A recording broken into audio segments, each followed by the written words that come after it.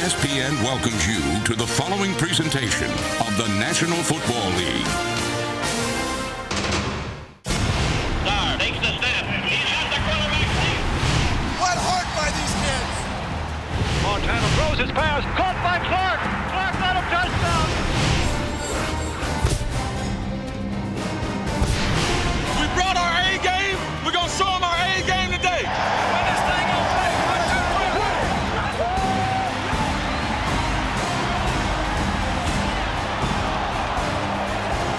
Our guy missed one. Let's see if their guy missed one.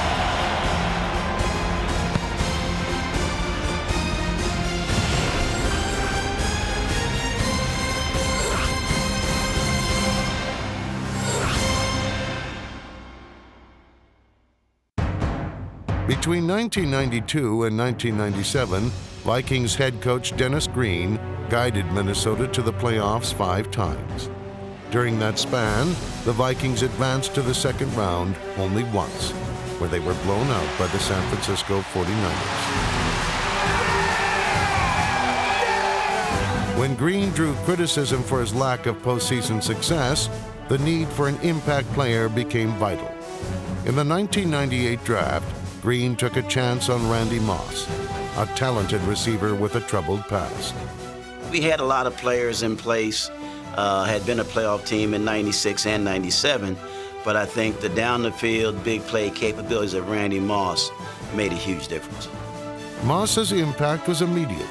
The rookie exploded for 2 scores on opening day, and it was clear that Minnesota's offense had the potential to be special. Moss down there, juggles it. Touchdown! I think we're seeing a real coming out party here in this first game. We took a very positive first step. Now we've got to build on it. And there are a lot of things that we can do better, but it was clear that we are a quicker team than we were last year, a more explosive team than we were last year, and I think we got that little bit extra drive. But the following week, that optimism was crushed when quarterback Brad Johnson fractured his leg. If there were any doubts that the offense would fall off, they were soon erased when backup Randall Cunningham threw a game-winning touchdown. Fires to the end zone. It is caught! Touchdown, Vikings! Randall Cunningham, who we picked up, around March when he was working on countertops in Las Vegas, came out of retirement, and he played for us throughout the rest of that season. Cunningham's powerful arm was the perfect fit for the Vikings' vertical passing game. Number 7 enjoyed his finest season, and in the process, shed his reputation as a running quarterback. He was wholly committed to doing those things that everybody said he couldn't do. Function in an offense from the pocket and not just be the runaround scramble guy. So he was very committed to working within the structure of the offense, understanding the protection schemes, using all the talents of the people around him. Cunningham's disciplined approach produced astonishing results. Minnesota won 15 games during the regular season and scored an NFL record 556 points. Minnesota's dominance continued in the postseason. The Vikings overwhelmed the Arizona Cardinals and finally advanced to a championship game. Scrambling, shakes off a tackle, Cox and throws. Caught forward, 5, near the goal line. Touchdown, Vikings! Simply the best! While Minnesota had put all the pieces together, the Atlanta Falcons always seemed to be a work in progress. In their 30-plus year existence, the Falcons made the playoffs only 5 times. After a 3-win season in 1996, the help the Falcons needed finally arrived when they hired head coach Dan Reeves. Use those hands now. Come on, guys. Come on, concentrate on it. When Dan got here, it was like, boom, the hammer dropped. Dan had that, I've been here before. This is how we're doing things. If you do what I say and you do it the right way, then we'll have some success. And the success came quickly for us. Reeves' reclamation actually wasn't an instant success. The Falcons started the 97 season 2-8 before rebounding late in the year. Atlanta won 5 of its last 6 games and just missed the playoffs. I knew going into 98, one of the keys is starting fast. We ended up winning, I think, our first 2 ball games and went into San Francisco, and I said, boy, this is a test to see exactly where we were. We went out that first half and got clobbered.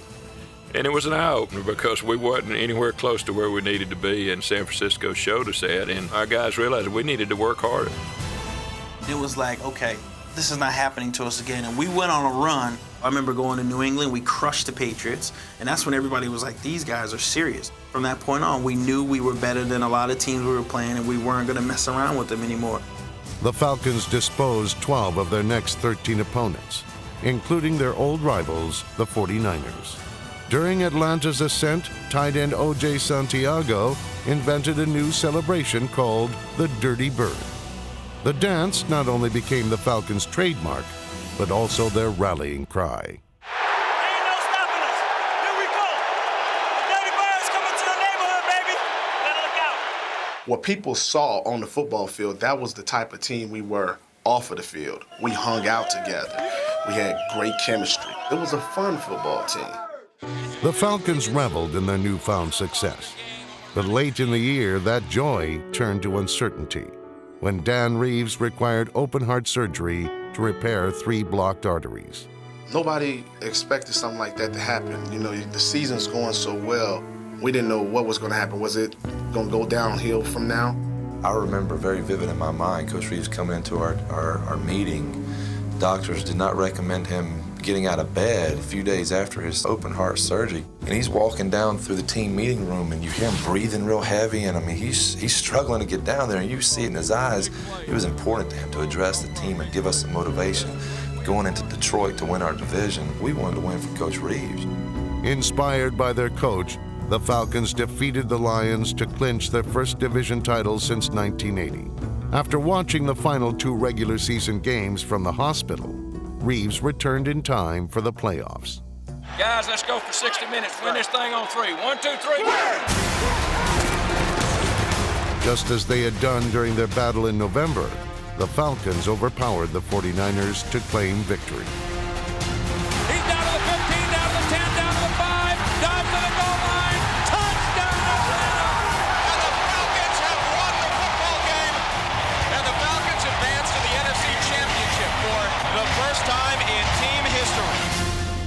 We finally get over home in front of a national TV audience all around the world. Wow, the Dirty Bird is back. The Falcons are good. We open up the paper after we beat Frisco. Yikes, it's the Vikes. Nobody believes that we can win. I'm like, we're 15-2. We're 15-2. I don't know how many games we won, how well we played. It seemed like, no one had really bought into the Atlanta Falcons. 11-point underdog going into the NFC Championship game. I think we thrived on that, and that motivated us. Before the game, a bunch of us decided we were gonna go to the movies, so we go to the Mall of America. So we're walking around, and people are literally saying to us, hey, thanks for coming. Thanks for coming. You guys had a great season. Sorry about the game. I'm like, what? The game? We hadn't even played yet. When will you go down? Sorry. Sunday? Get it done. We're going Sunday. We had a great deal of respect for what they had done. Did we think it was a foregone conclusion that we were going to the Super Bowl? Of course not. But playing in the Dome, we thought we had a huge advantage. I thought we would beat them. I definitely knew it wasn't going to be easy. It didn't surprise me that we were that heavily favored. I think we were the better team. One thing that we all talked about in our locker room, the fact that they had not been in a football game all season. They were blowing teams out, high-fiving and putting on hats and cooking on the sideline by the third quarter. See, we had dogfights, and so we knew, like, this team has not been in a dogfight. What's going to happen when somebody punches them in the 12th round? We were part of the new guard that was trying to break in. The old guard, Frisco, Green Bay, Dallas. It seemed like everything always was tilted towards those teams, and it always pissed us off. It was our time. Up next, the opening kickoff of the 1998 NFC Championship game. All right, let's rock and roll here. Here we go. To earn respect, the Falcons first had to overcome the roaring crowd inside the Metrodome. The din had besieged so many offenses, visiting teams accused the Vikings of pumping in additional crowd noise through the stadium speakers. Is that speakers? No, we don't need no speakers. We don't need no speakers. With Matt Millen, I'm John Rooney. Under the Metrodome, the 16-1 Minnesota Vikings host the 15-2 Atlanta Falcons. This is the NFC title game. And there is no place like Dome for the Vikings. Right. And the roof is a little closer to the field here than it is in Georgia. Believe me, when it starts to get loud, it starts to ring. And that could be an advantage for the Minnesota Vikings. Well, Atlanta won the toss last week against Arizona. The Vikings won the toss. And as you called it, that was our payback play of the game, Matt, because the Vikings took advantage of it and went out to a 17-0 lead. Hey, there's one word today. That's physical. There you go. Okay? There you go, bro. Physical. We brought our A game. We're going to show them our A game today. Be physical on 3. 1, 2, 3. Be physical. 60 minutes. Right down their throat. We play 60 if we don't play the first one. Let's play the first one and go from there. Kickoff return, let's be smart. Hey, let's get field position. Offense, you get the first chance. Let's get the job done. Win this thing on 3. 1, 2, 3. All right, let's rock and roll here. Here we go. Mitch Berger will be kicking off for the Vikings. Right is deep. And here's the kickoff from right to left, high and over in, deep in the end zone. Dwight is under it, takes it about 5 yards deep, out to the 5, the 10, to his left, to the 15, to the 20, out to the 23-yard line, where he's down by Corey Fuller, and Atlanta will have the ball first down. Atlanta, 2 years ago, went 3-13 last season, 7-9 to a 15-2 record this season under quarterback Chris Chandler, who has bounced back from injuries to have a very good season. And he's good on the play-action pass. You know, it's amazing to me. Yeah, that whole play action comes because of the running game. But they're 14-2. This is the best record ever for a visiting team in a championship game. And Jamal Anderson, the tailback, on first down. Play action fake to Anderson. Pass to the near side for Mathis. Caught at the 33-yard line and out of bounds, about a half yard shy of a first down. He was ushered out by Corey Fuller on the near sideline. Nice job of the Falcons. Right away, Coach Fazio, the defensive coordinator of Minnesota, comes with a run blitz. They play action right into it, and they pick up 9 yards. We knew that they were going to try to stop Jamal Anderson. I mean, if you're going to look at us and, go into the ballgame, you're going to say, hey, we're going to take away the run. We're going to make them beat us, throwing the football. Sure enough, they came up with the blitz to try to stop the run. But that was going to open up our passing game. We were going to be able to play some play action, get man-to-man coverage with Terrence Mathis and Tony Martin outside. First down for the Atlanta Falcons. Play action fake. Play pass again. With time, Chandler throws for Mathis. One-hand grab at the 44-yard line. Out of bounds. No, you got them both down. Tremendous job by Mathis to go up and make that catch. The Minnesota Vikings are coming with an 8-man front. They're daring Atlanta to throw on him. He ran about a 15-yard out. They had nice protection. The ball was thrown high, but Mathis made a spectacular one-handed catch. Noise will be a factor. From the shotgun, Chandler takes the snap, drops back to the 48-yard line, throws to the near side. It's caught by Martin, and he dives forward to the 26-yard line. All right, now we got to go a little 2 or something, guys. We can't let them. Going to have to, a little bit. 7th play of the drive on 2nd and 6 from the 22. Here's a pass to the left, and it's caught by Martin. He goes out of bounds at the 13. It is a thing of beauty. Who's supposed to be outside underneath it? Come on. That's 9 yards. They came out 2 tight ends, 2 wides to make it look like a 4 wide receiver package. And what that does to you defensively is it spreads you out and it takes away your run force. And China, OT's over too far now. He's got to take the middle of the field. He can't guess where the ball's going. Otherwise, a backside slant's going to be wide open. First down from the 13 of the Vikings. Here's a handoff to Anderson to the 10. He hits one tackler, bounces off of him, goes inside the 5 to the 4, and then is thrown back by Dwayne Rudd. What a powerful run. Goal line. So far, it's been perfection for Atlanta. They've done exactly what they've needed to do.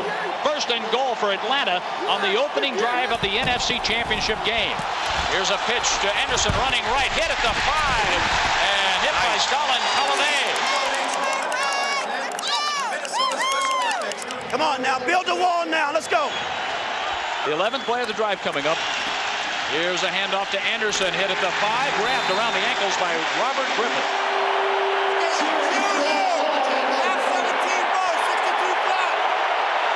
Watch it slant inside. We got the defense we want.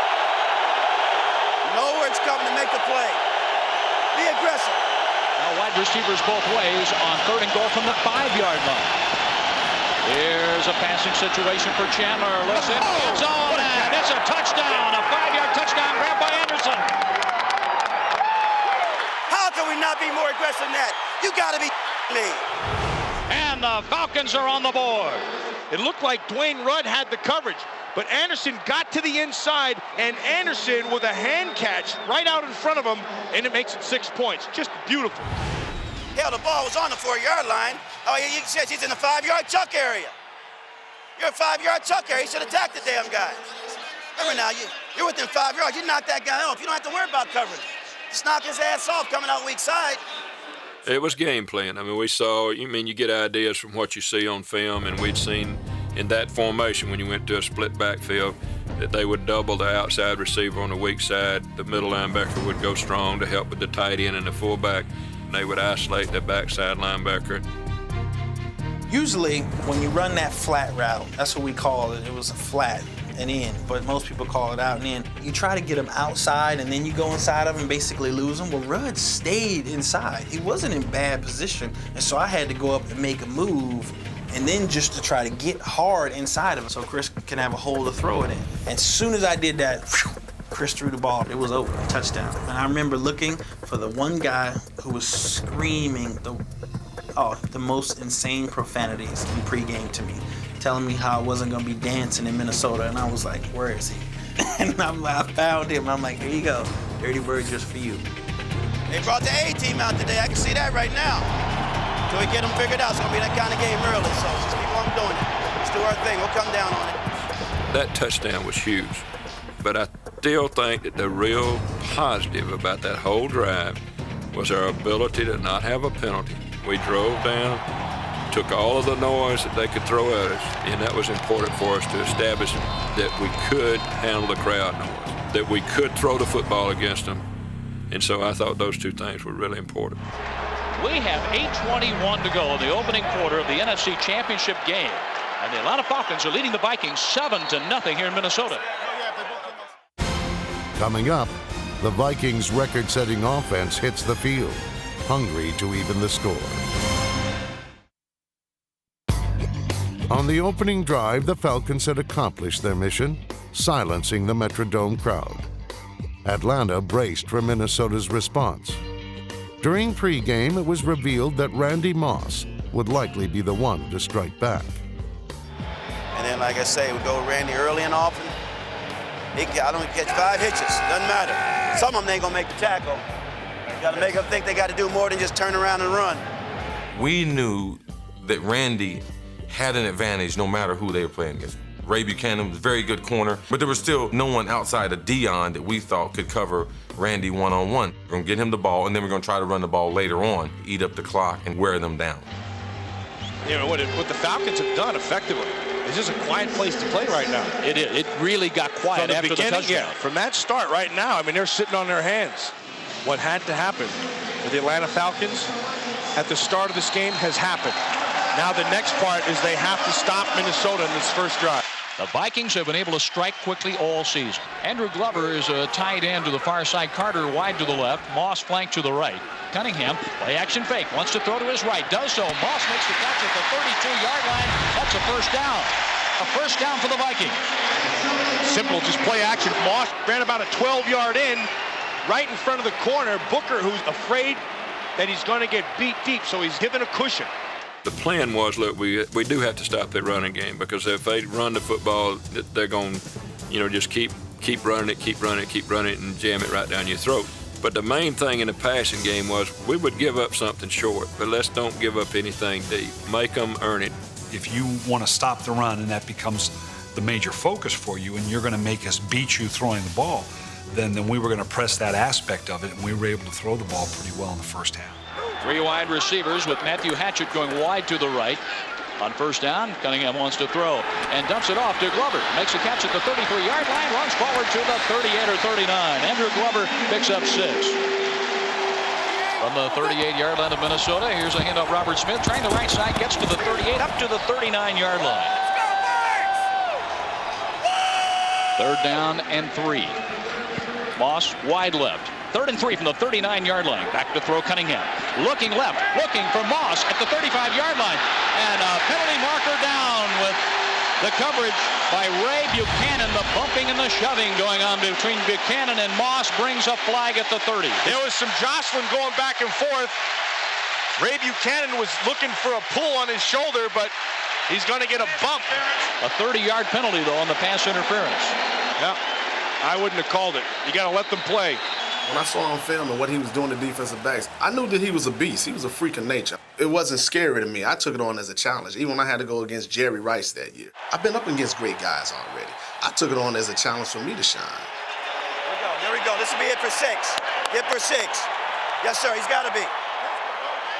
Moss goes wide to the right, a wing to the right. Carter wide left on 1st down. Got him over the top now. Cunningham to throw. Looks for the end zone for Moss. He's open. He has it. Touchdown. Yes. A 31-yard strike. Cunningham to the rookie, Randy Moss. Beautiful. The whole thing is set up by protection up front. Randy Moss, he's working on Booker. Booker was playing him outside in. He ran down about 20 yards and then broke to the post. Booker held to the outside, expected inside help from Eugene Robinson. The ball was perfectly thrown to the back of the end zone, and it's 6 quick. Great footwork. Great footwork by Randy. We had Michael Booker on that side, and when you get Randy Moss, you have to get your hands on him. We didn't even get a hand on him. That way it can make it easier for the safety to try to make a play, but he got behind both of them. We knew that Randy Moss was going to make some plays. Randall got a real sense early on that there were areas that he could just kind of put the ball, that only Randy could come up with it, and that was an example of it. I don't know how many different people you might have thrown that ball to or would have been comfortable attempting that ball to other than a guy with the freakish abilities of a Randy Moss. What do you take now? Hey, let me tell you something. Hey, we just started, all right? Guys were frustrated because we emphasized that throughout the whole week. You know, we couldn't allow that to happen. But it was very early in the game. We learned from our mistakes, and when the time came, we knew we were going to make the plays in order to win that football game. And with 5:33 to go in the first quarter, it's an even game. Atlanta 7, the Vikings 7. Still to come, Minnesota's high-powered offense keeps piling on the points. Okay, now we got to go set this tempo. Defensively, that's our problem right now. We got to get guys up the field. We got to be on our damn feet. We got to stall in there, hope that'll make a difference. Big guys, stay on his feet. Stay on his feet. Early on, Atlanta's offensive line manhandled Minnesota's front four. The domination continued on the next 2 drives. But unlike the opening series, the Falcons failed to execute. Atlanta turned the ball over on both possessions, inviting Minnesota to take command of the game. Chandler moving to the right, throwing, and the pass is caught by Santiago, the tight end. He fumbled the ball at the 35-yard line. Picked up by Minnesota's Robert Griffith, who goes out of bounds on the left sideline at the 33-yard line of Atlanta. The game took on a personality of one that we had seen a lot during the season, that if we were able to get up, many times that was pressing teams into a profile that they weren't necessarily comfortable with, maybe taking a few more chances to get back into it, that as often as not could turn into turnovers for us, that then simply gave us another scoring opportunity, and hence now you come away with some of those 30-point wins. That Ray Buchanan cannot guard me, Coach. No, I know that. He cannot guard me. That's why we work some 6s. That's why we do the lightning dig. Yeah. We'll come back and go another 8 over the top. I wish I would have heard that on the sideline, because if I would have known he was talking that much, I would have been started talking a long time ago. That particular game, I really didn't say too much. I wanted to go out there and make my moment happen by making plays. Following the first turnover, Buchanan's moment arrived when Minnesota tried another deep ball to Randy Moss. Play action fake by Cunningham. Throwing long from Moss down the right sideline. Moss can't make the catch because it's knocked away by Ray Buchanan. Bad technique, Randall. I took my eyes away right away. You know, he just got to set his feet and throw that thing. You know, he did a jump throw. They were throwing the ball so high, and in that dome, in the Minnesota Vikings dome, you could barely see the ball. So they were used to seeing the ball up in the air, deep and then coming down, and that's how they were beating the defenders. And the players were playing Randy Moss more than playing the ball. So we were well coached by Ron Meeks, who was our defensive back coach. He told us to start playing the ball a little bit more. Don't worry about the player. Put him in your vicinity, know where he's at. You're going to get your hands on the ball. If you're not intercepting it, you're at least knocking the ball down, and that frustrated Minnesota the way we played them defensively. Atlanta's defense held. Vikings place kicker Gary Anderson, who hadn't missed an attempt all season, booted his 38th field goal. Meanwhile, the chess match between Moss and the Falcons secondary raged on. Hey, Brian, when he is on me, you should have threw it. I had him, but I looked back to judge your ball. You got to be sound in our adjustments, and moving over. Because, 34 of those don't run out of there on you. So don't spend too much time at the line. If he just jumped out and ran, he jumped inside and ran with it. Yeah, that's what I'm saying. That's what he don't do. Yeah, I got him all day. Just tap your head or something. Let me know what you'll do. That way I got your back on the top. Always. All right, let's see if we can get it going now. Let's take us to the house. Despite being held to a field goal on its last possession, Minnesota stuck to its game plan. The Vikings continued to feed the ball to Randy Moss, who rewarded them for their persistence. A swing pass to the left, caught by Moss, 35-30, cuts back to the right to the 20. He's at the 20-yard line, the 15, and upended there. First down Vikings. Ray Buchanan on the tackle, an 18-yard pickup. Let's just do what we normally do. I mean, if they... No. I'm saying in this, let's just do our read because we can't determine what they're going to do. Let's just do what we always do on 20 cut. If it's there, we throw it. If it's not, he runs it. Come on, pound it in. Come on, O-line. Dominate. Well, Minnesota led the NFL in points off turnovers this season with 155. 3 so far today. Third and goal, the ball inside the 1-yard line. Go down. Ward in the backfield, and here's Cunningham calling signals. Cunningham keeps it, dives in for a touchdown. Cunningham is as good as anyone in the league at running the quarterback sneak. And the secret to how he does it is patience. He'll take the snap, then he'll always take a drop step, and he'll let everybody develop, and then he'll find the crack and dive through. Very, very well done. Stay aggressive. Everything got us here. Sway, baby, sway. You can't give a high-powered offense field position, and that's what you do when you turn it over. Most of the time it's going to be on your end of the field, and 2 possessions in a row, we've turned it over, and they scored 10 points, and all of a sudden we're behind. And with 5:53 to go until halftime, the Vikings have extended their lead to 17-7 over Atlanta. Up next, with their season on the brink, the Falcons' defense keeps Atlanta's hopes alive. After allowing 17 unanswered points, the Falcons were filled with doubt. Sensing that vulnerability, the Vikings were primed for the kill. It's right there, boys. No, take the heart. It's right there. You got to go out the next series and stick it to them. Reach right through them chest and pull it out. They're ready to give up. I tell you what, man, hey, you got to get this ball back here, man. Get this running game rolling. Atlanta's offense did little to restore confidence. The unit continued to search for the rhythm it enjoyed at the outset of the game. Here comes the pressure. Chandler back to the 30-yard line, and he's thrown down. Sir, you're making a difference out there. You hear what I'm saying? Yeah. You're making a difference. Keep it going. Good job of defense by the Vikings. Get the ball back into the hands of their offense and create another short field. All right, now here we go. Real good and precise here now.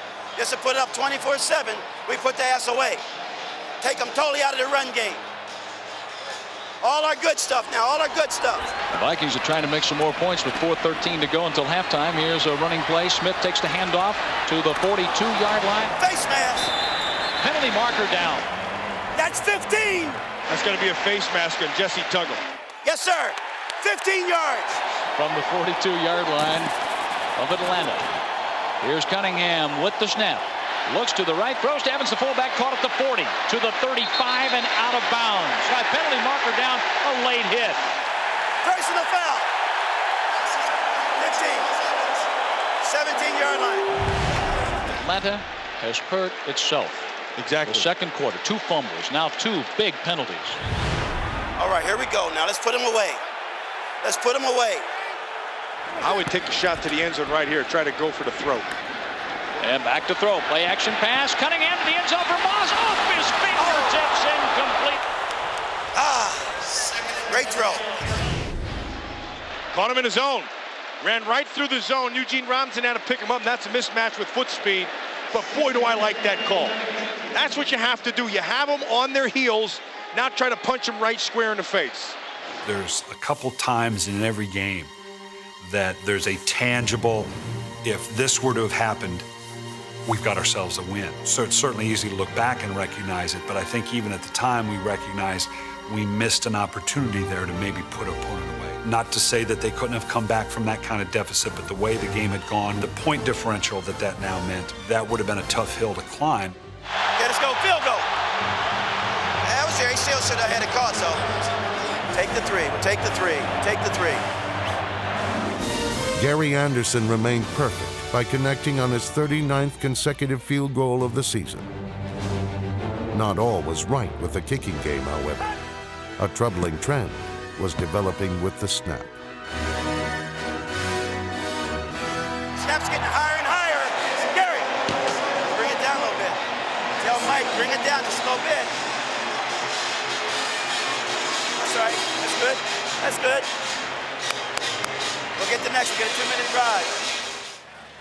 Atlanta answered with another punt. Despite a 13-point lead late in the first half, Minnesota was determined to break the game open. All right, offense, let's take the field, do our 2-minute thing. I say we're going after it here, but be careful and be ready just in case. They got 3 timeouts also. The key would get a first down completion here. No huddle on the ball, just go right to it. It's what we do best. The Vikings have scored 10 times in the final 2 minutes of the first half. 6 on touchdowns and 4 field goals. 2 back offense, and here's Cunningham on 3rd and 10 from the 18. And the ball's knocked out of his hands. It's a fumble at the 14-yard line of Minnesota, and the Falcons say they have recovered. That's right. Now it is Atlanta's ball. Oh, that's a monster. You got to hang it high. The guy's coming around Tyler Lott. He's got to be taking him high. Just a straight pass rush. Chuck Smith was lined up at right defensive end. He just worked around the offensive tackle to that side, which was Todd Stussy. And just as he's starting to throw, he slapped that ball, his arm, and the ball came clean where the Falcons jumped on it. Ooh, that's a major, major break, the one that they were looking for. I read Todd Stussy's stance. I had been speed rushing him the whole game. I had basically whooped his ass the whole game. He starts setting soft because he was trying to get back because I was beating him off the edge. But what I did, since he thought I was going to speed rush him, I bull rushed him. I got up under him and blew him back, and I had total control of him. He should have pulled me down with him so I wouldn't have made the play. And I remember after that play, I knew history was changed because they were discombobulated in the huddle. They were arguing. Randall started putting his head down. They weren't the same Vikings that came out for the kickoff. We were shocked that they came out and Brian Billick would even gamble and even consider throwing a ball when we had probably 3 of the top 10 pass rushers on the defensive line that year. You run the ball, run the clock out, you play fundamental sound football. The whole environment around that team was arrogance, cockiness. We'll do things that we know aren't fundamentally sound because we think we're just that good. It backfired on them. We had a great deal of confidence all year long in our ability to convert a 3rd down no matter what the length. Sure, a case can be made to say maybe you hand off a draw, drop the ball off, see if a guy can run for the 1st down rather than taking shot down the field. But the mentality that we had that it served us so well was not something we were going to all of a sudden back off of. I think that was the most significant play of the game. For me, at that point, I was very, very upset because I didn't think that was the right play at that point in the game. If we get to halftime up 20-7, they're going to have a hard time beating us. It's different when you're playing for a championship than when you're playing another game. You don't ease up in a championship game, especially in a situation like that where you really have the opportunity to put a dagger in somebody's heart. I think that's a chance that you have to take. It's easy for people to look back with hindsight and say, you shouldn't have been so aggressive. But if it had turned out the other way, it would have been the greatest coaching move that anybody had ever made. But the bottom line is, if we do what we're supposed to do, none of that stuff matters. Rise up. Rise First down from the 14 of Minnesota. Mathis in motion from left to right. Chandler under center. Chandler back to pass. With some protection. Throws. Touchdown for Mathis. Beautiful. With 56 seconds to go until halftime. A 14-yard strike. They came with the blitz. He stepped up and just ran right down the slot. Nobody covered Mathis. It looks like a blown coverage. And because of Jamal Anderson's protection up front and the rest of the offensive line, it's right in the numbers, and it's 6, and we got ourselves a game, boys. But that was a page right out of the Vikings book as they were able to strike on one play, a 14-yard touchdown pass. Keep believing, man. You got another half now. Instead of being down, going in at halftime 20-7 would have been very difficult. All of a sudden, it's a 20-14 game, and it's a total different feeling. Oh, man, that was the best walk to a locker room we've ever had. It was such a calm peace of mind that we had weathered the storm. I'm talking to Chris Chandler. I'm like, dude, we should beat these guys. We're the physically stronger team. We're going to bring the pain in the second half. Every day. Every day. Coming up, the Vikings recover from their mistake and try to leave the Dirty Birds in their dust.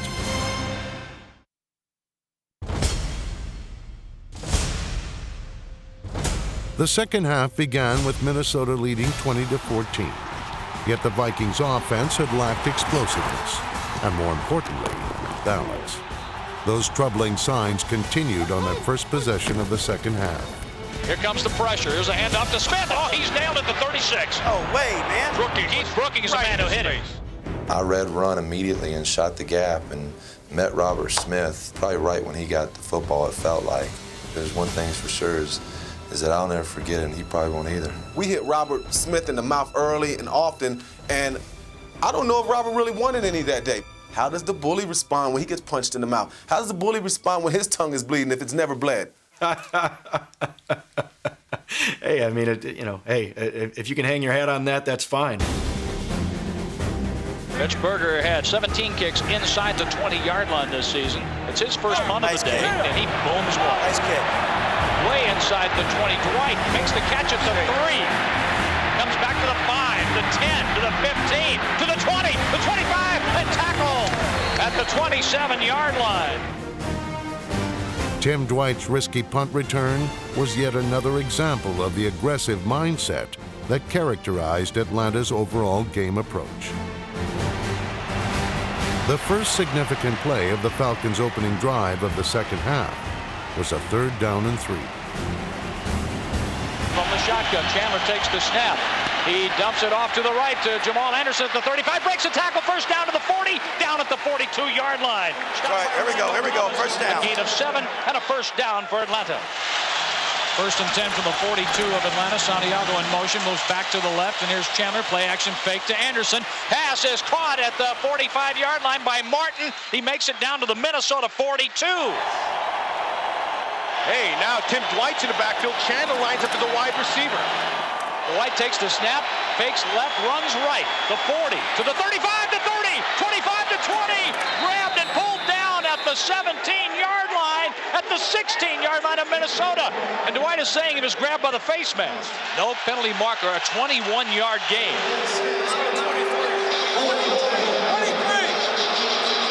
The drive continued, with the Falcons reaching Minnesota's 7-yard line. It set up a critical 3rd and short. 3rd and 2. The ball between the 7 and 8-yard lines of Minnesota. Out of the I formation, Chandler.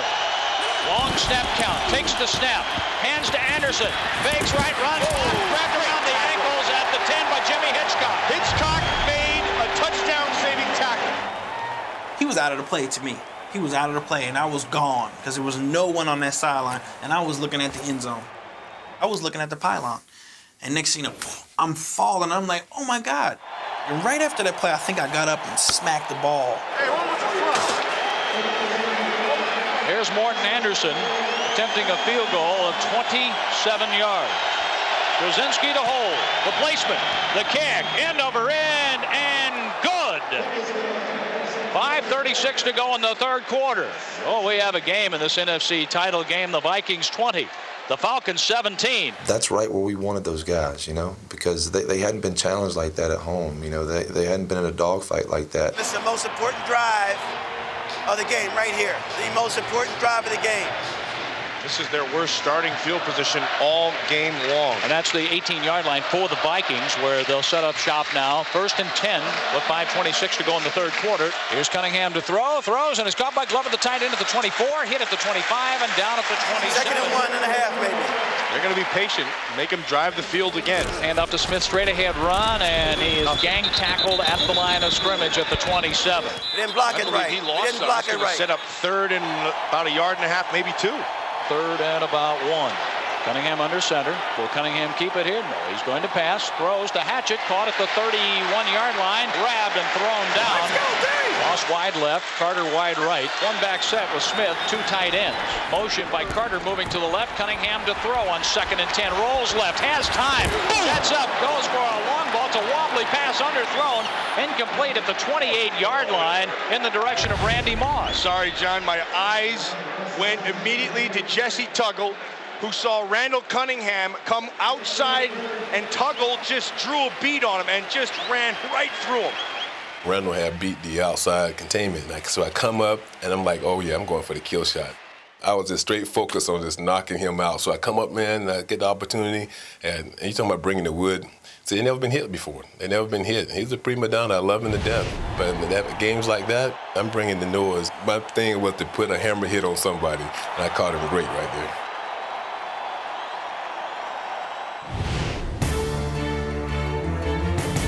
The Vikings were able to convert on 3rd and 10 with this Cunningham to Chris Carter completion. First down. Chris Carter with the 3rd down reception of 12. Take it down to get 7. Let's take it down. Atlanta was forcing the Vikings offense to be methodical and efficient. Carter would again be a factor on the next 3rd and long. Come on, 3rd and about 8. 1:59 left in the third quarter. On 3rd and 8 for the 46, Cunningham with time.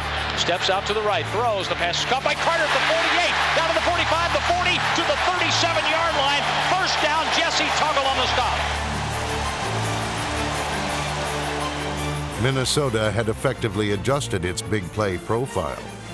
As the game moved into the 4th quarter, the Vikings were 5 yards from the end zone. Train right. Train right. Liz Denver wide clear.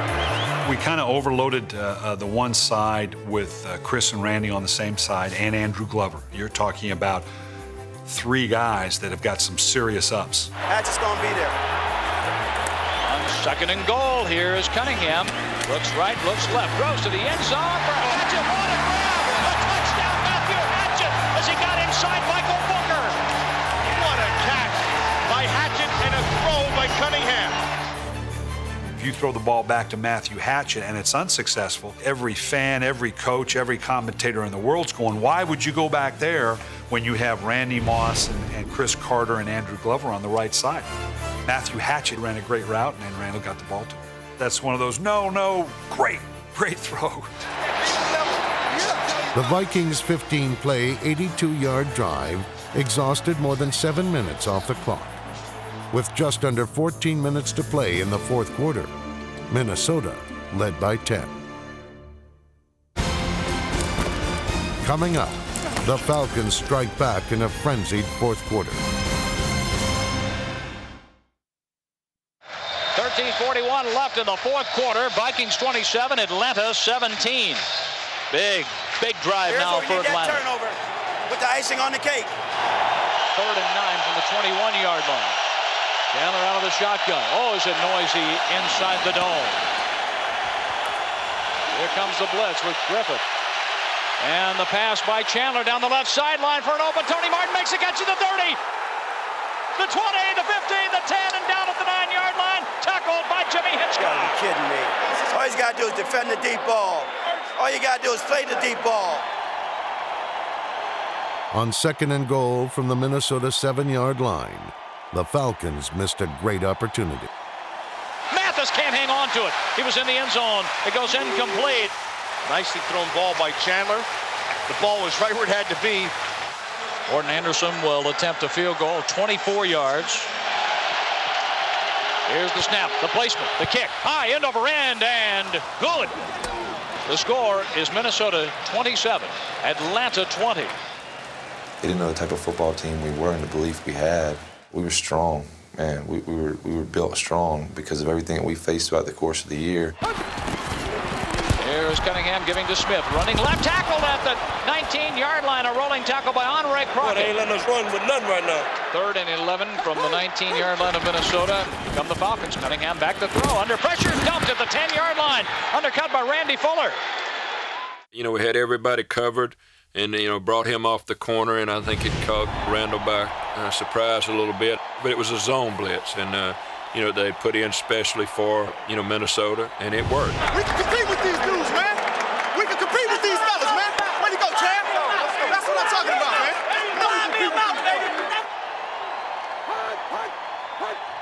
But the Falcons could not capitalize. In fact, as the fourth quarter progressed, both offenses struggled with execution. Loose football. A bad exchange, center to Cunningham, and the Falcons have recovered at the 30-yard line of Minnesota. Shane Dronette fell on the ball. A major turn. What the Falcons needed was another shot, and they needed a turnover. And they got it here in the form of a bad snap. Now we can't get the snap up. You gotta be kidding me. Atlanta, trailing by 7, had the ball at the Vikings' 30-yard line with 7.5 minutes remaining. On first down, a Tim Dwight reverse gained 6 yards. But the Falcons were stopped on their following 2 plays, resulting in 4th and 4. Analyst Matt Millen believed the Falcons did not have a choice. Dan Reeves concurred. The Falcons have to go for it here on 4th down.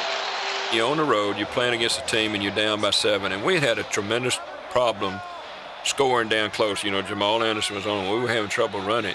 And we had that play open, you know, prior to us, and we hadn't hit it. We'd either dropped it or, you know, not completed it. So felt like it was a good opportunity, you know, that Terrence Mathis could come inside and, you know, catch it. They're down by 7.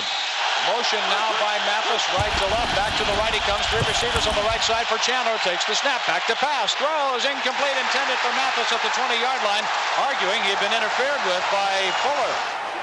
And when you don't make it, then you get upset because you're the one that's been dumb. So you got to, you know, kind of holler at somebody else. So I'm hollering at the official because it should have been holding, you know, and really I'm thinking to myself, you dummy, you know, what the heck did you go for it on 4th down? I wasn't surprised Dan went for it. The reason why, we were tired.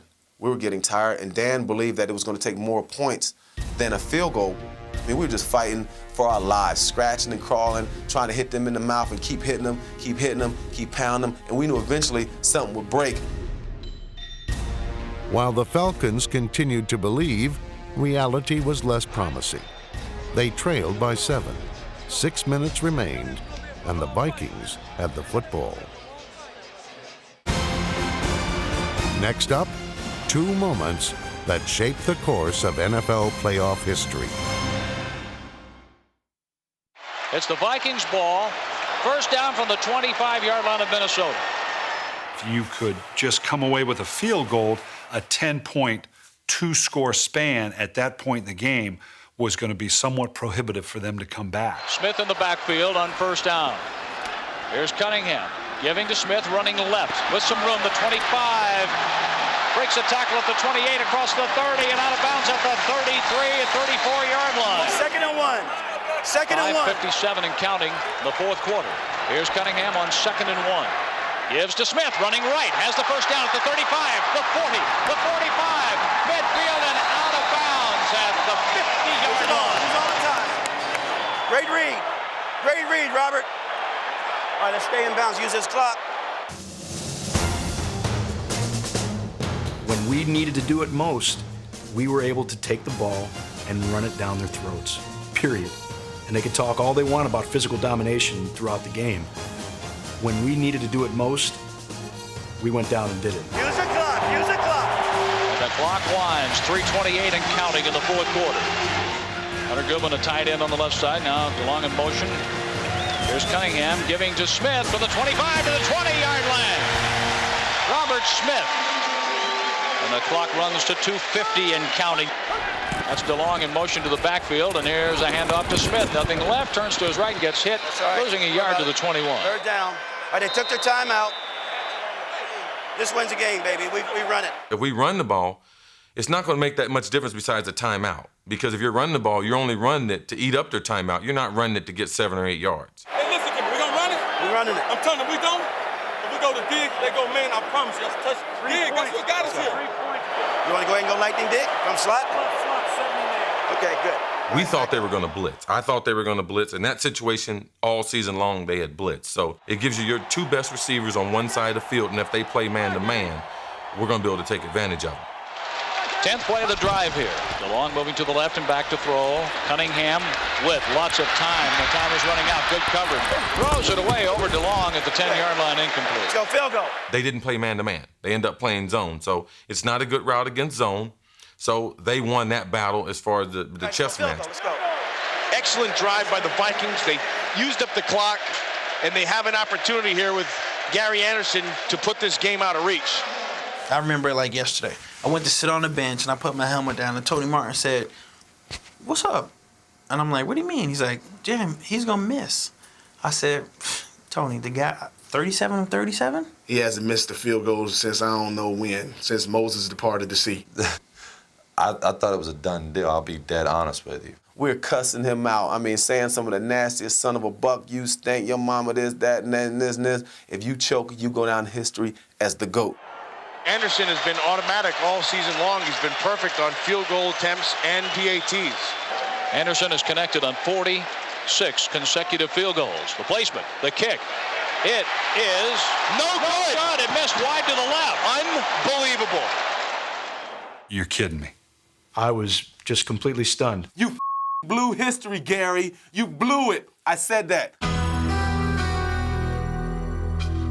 Words couldn't describe that feeling, to get an opportunity to, we were up by 7 at the time, and to perhaps put the game out of reach. It was very, very disappointing.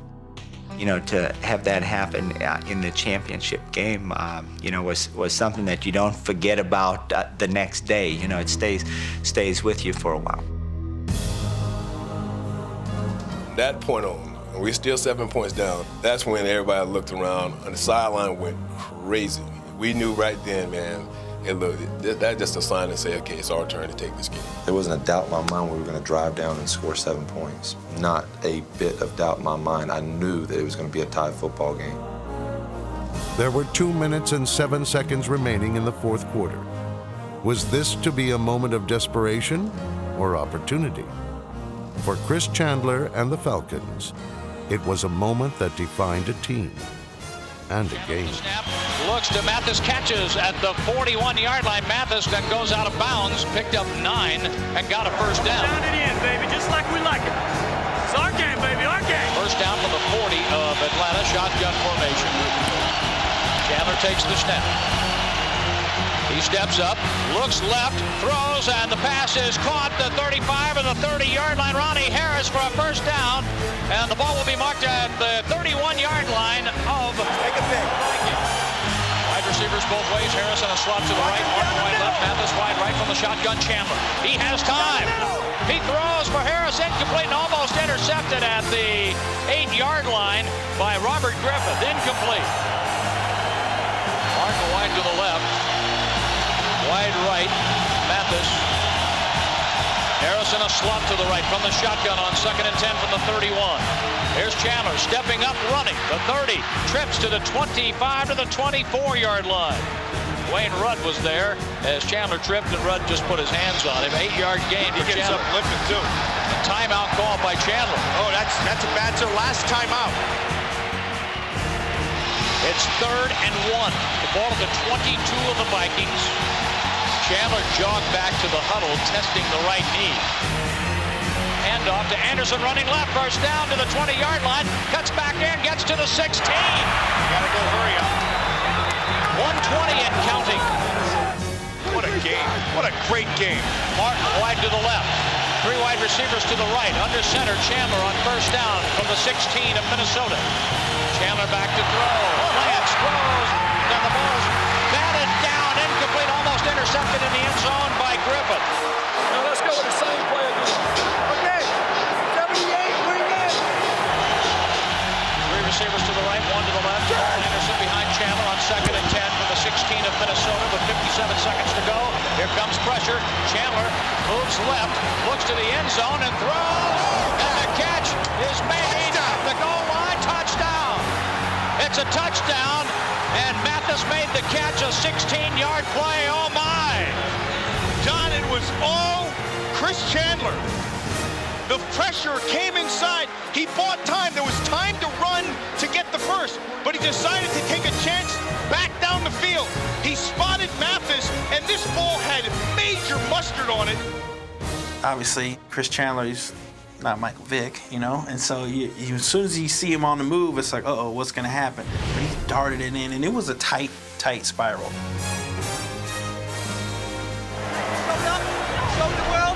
And it's overtime. Momentum had changed. You could feel it in the stadium, and you could feel the pressure. You could feel what was at hand. And I would say that was one of the few times during my career that I could say that I really felt nervous.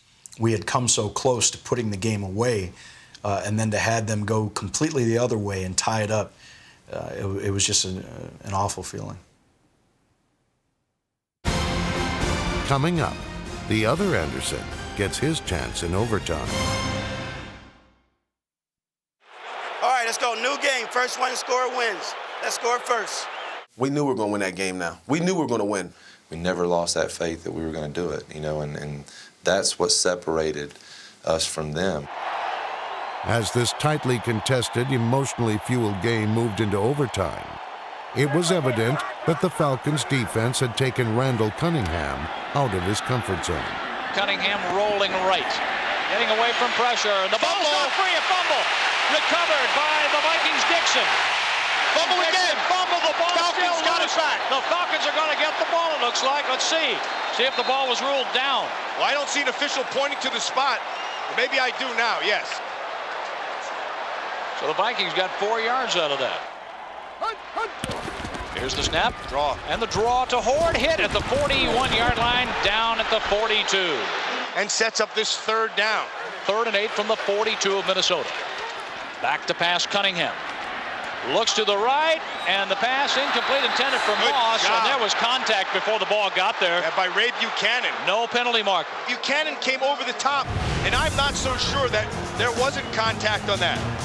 It appeared to me there was contact before the ball got there. It was tipped, which is why they left it alone. Lester Archambault tipped the ball, and that's why the no call.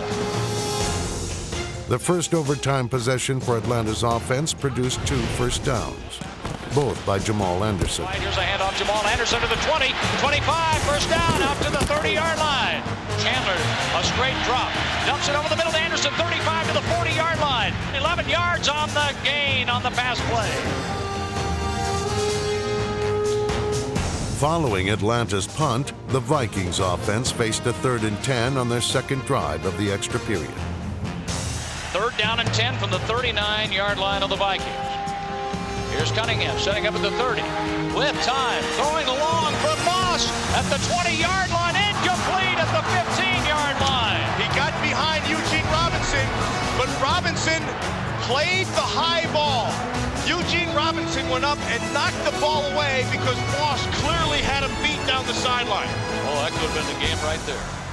Eugene Robinson just turned in maybe the play of the game.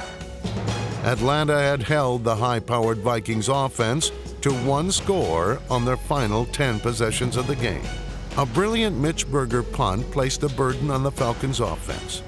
They would be matched against a Minnesota defense decimated by injury. Right, watch it bounce inside the 10, and it's going to be down by Chris Walsh at the 8-yard line.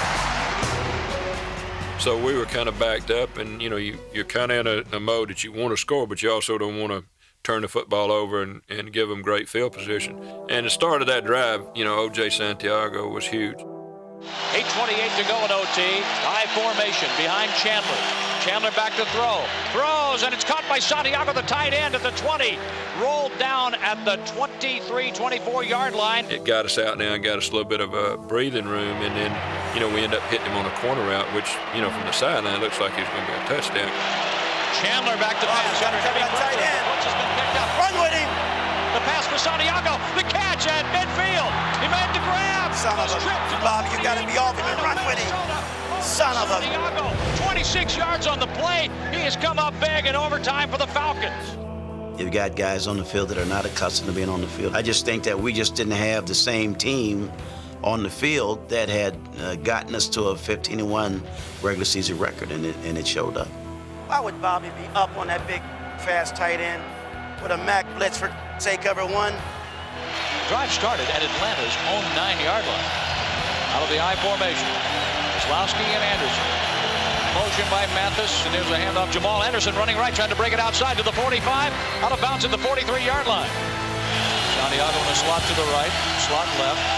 4 wide receivers, 1 running back behind Chandler. On 2nd and 6, Chandler, 3-step drop, throws to the right. Mathis with the catch for a first down at the 37-yard line. A first down for the Atlanta Falcons, and they're getting closer and closer. And they're closer. getting more and more confident. Just watching the line, their body language, they're starting to step a little quicker. They can feel it. Split backs behind Chandler on first down from the 37. Chandler play action fake. Get there. Pump fake. Rolls left. Gets away from pressure. Still running 35. And gets bumped and nailed at the 31-yard line. Oh, did he get hit. But I love the way he's playing. Rudd decked him at the 31. So he doesn't care. There's no sliding. There's no taking the easy way. He's playing on a bad knee. It's bothering him. He's limping, but he keeps on going. Let's get him. We got to get him stopped. That's our only chance. Let's go. From the 31-yard line of Minnesota. 2nd and 3. Chandler under center. Anderson the lone setback. 3 receivers to the right. Here's a hand to Anderson to the 25. First down to the 22-yard line. The crowd is quiet. They can feel there's something bad going to happen. It's so quiet you can hear the season drop. 1 back offense on first down for the 22 of Minnesota. And up Jamal Anderson, tripped up by Griffith in the backfield and dropped at the line of scrimmage. 1 back offense, Anderson. 2nd and 10 from the 22. Handoff, Anderson straight ahead. Makes it perhaps to the 20-yard line. They're going to mark it for 21. I'm sitting there and I'm thinking, now, should I watch this? And I said, you got to be the dumbest guy in the world if you don't sit and watch this whole thing. So I was going to make sure I saw it. I wanted to see it. If it went through the uprights or didn't, I was going to watch the whole thing. Why does football depend so much on a kicker? That's what I was thinking. Morton Anderson, where Gary Anderson missed for the first time all season with 2:07 left in regulation. Morton Anderson has a chance to put the Falcons in the Super Bowl for the first time with a field goal here at 3:11. All right, our guy missed one. Let's see if their guy missed one.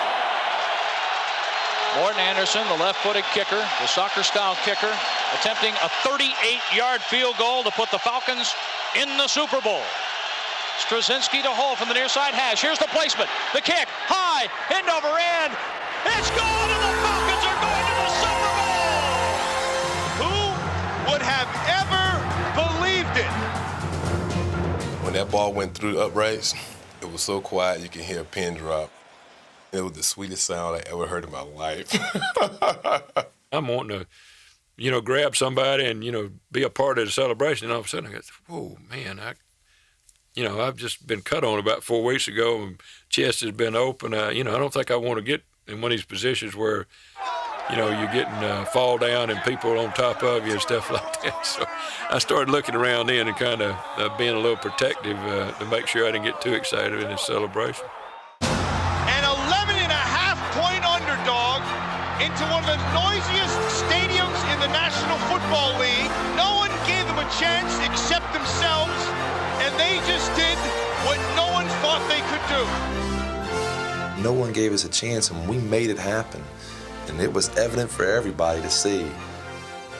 I mean, geez, man. I mean, that's why you play the game. To go out there and celebrate together on someone else's turf when nobody gave you a chance to win there, tell you what, man, it's nothing better. I mean, it was like we were just there for the coronation to help Minnesota celebrate their championship. The whole world can shut up. The Dirty Birds NFC champs, baby. Yeah, everybody, whoever. Y'all can give us some respect. We took respect. You can still feel the emotions. I'm probably talking about it now because we had to come in the back door. Falcons ain't never been to the Super Bowl, but we going there. Miami bound, baby. Miami bound. Miami bound.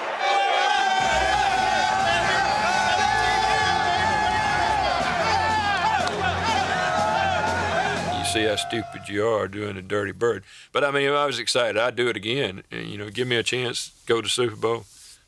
I'd do Dirty Bird again. For the Minnesota Vikings, the loss remains surreal. A remnant of a beautiful dream that ended suddenly as a nightmare. I still never thought we were going to lose the game. And if you look at the magic surrounding our season, I never even, there's no doubt in my mind that we're going to the Super Bowl. We were the best team on the field that day. We didn't play the best that day. We were the best team in the league that year. Didn't matter. All that mattered was the final score. Atlanta 30, Minnesota 27.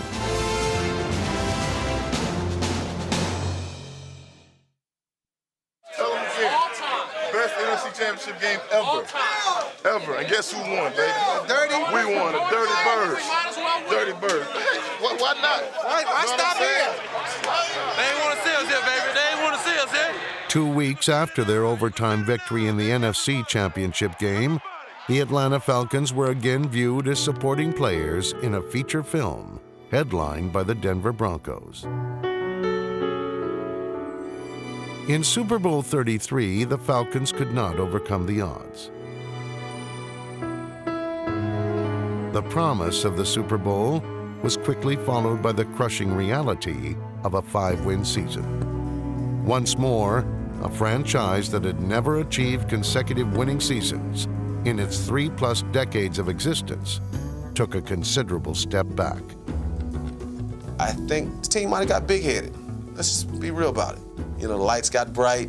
I think the wine got better. The wife treated you a little better. You know, the dog didn't on the floor when you came home. It was unbelievable how things just easily can fall apart. I think the thing that turned the whole season around more than anything else was Jamal got injured early in the season, and the air just let out the balloon.